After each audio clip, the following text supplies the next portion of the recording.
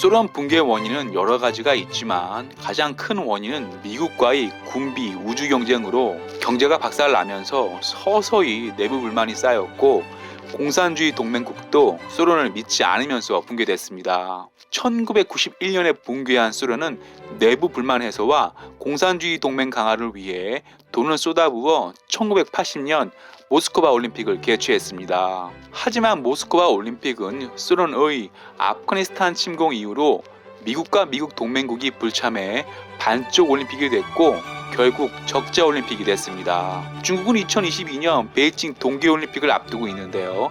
미국 강경파들은 신장 위구르 인권 문제로 베이징 동계올림픽 보이콧을 주장하고 있고 미국이 참가한다 해도 코로나 영향으로 외국인 관광객은 받지 못해 적자 올림픽이 될 전망입니다. 소련은 1957년 우주에서 미국을 내려다볼 수 있는 인류 최초의 인공위성 스푸트니크 1호를 발사해 미국에 충격을 주었습니다. 소련은 스푸트니크 2호, 3호를 연달아 발사하며 현재의 중국처럼 우주기술만큼은 미국을 이겼다고 자부했었습니다. 소련 인공위성 스푸트니크의 충격을 받은 미국은 1958년 미 항공우주국 나사를 설립 우주 경쟁에 뛰어들었고 소련과 치열한 우주 기술 경쟁 끝에 논란은 있지만 1969년 미국은 달에 우주인을 보내 소련 길을 꺾어버렸습니다.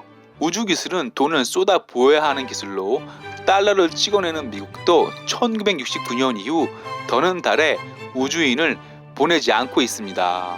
중국은 소련처럼 주인 없는 우주를 선점하기 위해 미국 GPS와 같은 위성 함법 시스템 베이더를 완성, 대대적으로 선전하고 있고 미국만 갔던 지구 밖 화성에도 무인 탐사선을 보내 돈을 쏟아부어야 하는 우주기술 전쟁에 뛰어들었습니다. 중국은 한 발 더 나아가 미국 없는 우주에서 미국을 칠 수 있는 우주 무기 개발에 열을 올리고 있는데요. 중국은 최근 핵을 탑재할 수 있는 극초음속 미사일을 우주로 발사해 미국과 서방국에 충격을 주었습니다.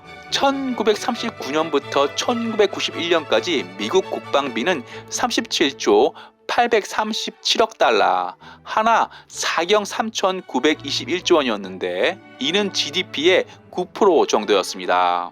반면 1939년부터 1991년까지 소련 국방비는 16조 9,663억 달러, 하나 2경 118조 원으로 이는 소련 GDP의 무려 20%를 차지하는 금액입니다. 소련은 1979년부터 1989년까지 10년 동안 아프가니스탄과 전쟁을 하면서 미국과도 군비 우주 경쟁을 했습니다. 한마디로 소련은 10년 동안 두 개의 전쟁을 치르다 쫄딱 망한 것입니다. 중국은 공산주의 큰형님 소련 붕괴 원인을 알고 있기에 미국과 군비 경쟁만큼은 비겁할 정도로 철저히 피해왔습니다. 중국은 2020년 국방비로 2,520억 달러, 하나 약 280조 원을 지출했는데 2019년에 비해 1.9% 늘어났지만 GDP 1.2%에 불과합니다. 중국은 중국 국방비는 GDP 1.2%에 불과하다고 발표하면서 GDP 4%를 국방비로 쓰는 미국을 비난하고 있습니다.